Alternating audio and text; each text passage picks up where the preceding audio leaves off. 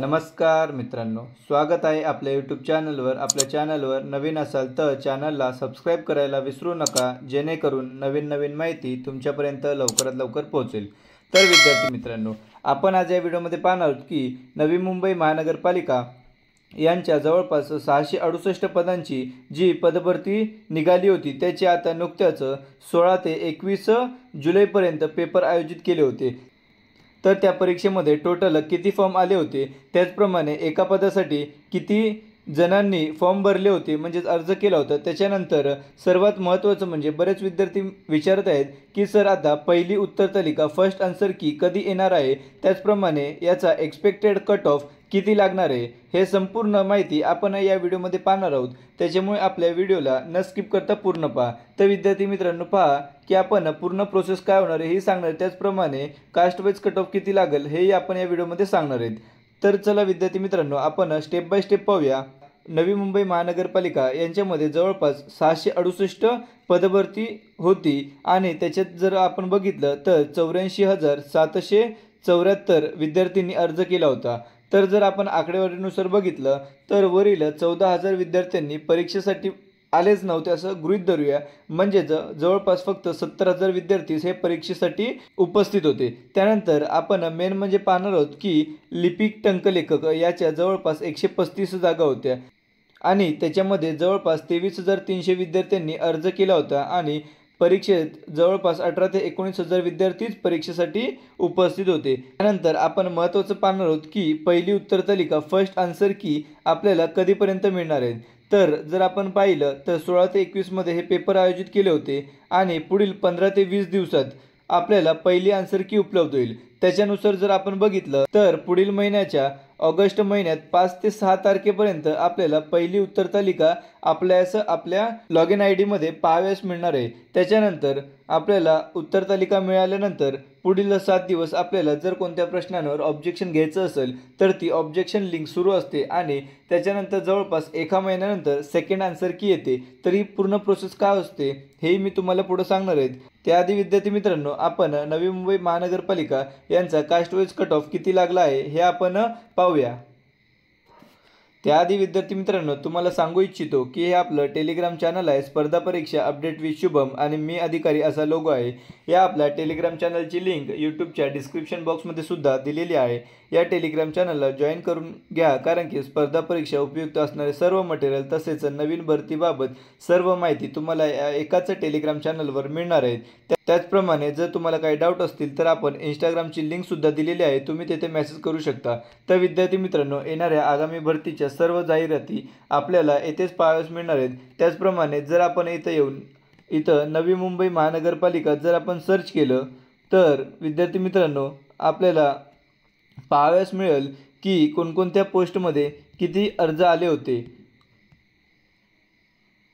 हे पहा विद्यार्थी मित्रांनो, येथे तुम्ही सर्च केल्यानंतर तुम्हाला दिसेल की कोणकोणत्या पदांसाठी किती अर्ज आलेले होते हे तुम्ही नीट पाहून घ्या। चला मित्रांनो, आपण आता नवी मुंबई महानगरपालिका यांचे कास्ट वाईज कट ऑफ किती लागेल हे आपण पाहूया।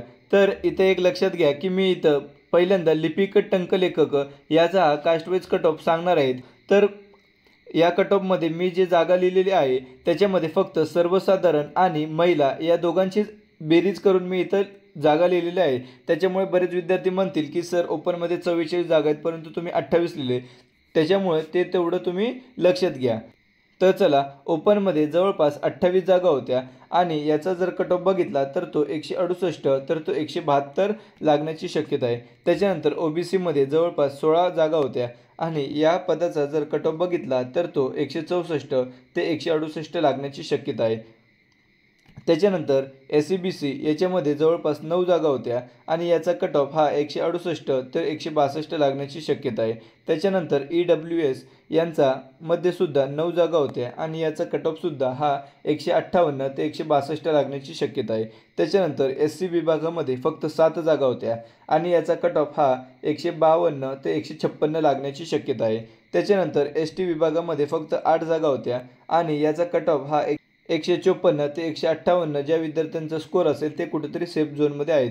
त्याच्यानंतर NT मध्ये ABCD असे आहेत आणि सर्वच पदामध्ये 3, 3, 2 अशा जागा आहेत, तर त्यांची टोटल करून 11 जागा आहेत. आणि यांच्या सर्वांचं जर एक अंदाजित कट ऑफ बघितला तर ज्याही विद्यार्थ्यांना 156 ते 160 मार्क असतील ते कुठंतरी सेफ झोनमध्ये आहेत. तर विद्यार्थी मित्रांनो, हा मी जो कट ऑफ सांगितला आहे हा बिफोर नॉर्मलायझेशन कट ऑफ सांगितला आहे. म्हणजे जर तुम्हाला या आत्ताच्या घडीला जर तुम्हाला एवढे मार्क असतील तर तुम्ही कुठेतरी सेफ स्कोअरमध्ये आहेत. कारण की बघा विद्यार्थी मित्रांनो, नॉर्मलायझेशन प्रोसेस होते आणि नॉर्मलायझेशन प्रोसेसमध्ये तुमचे जवळपास 15 ते 20 मार्क किंवा काहींचे 30 मार्कसुद्धा वाढू शकतात. त्याचप्रमाणे काही विद्यार्थ्यांचे मार्क हे मायनससुद्धा होऊ शकतात. त्याच्यामुळे मी हे मार्क जे सांगितले ते बिफोर नॉर्मलायझेशन सांगितलेले आहेत.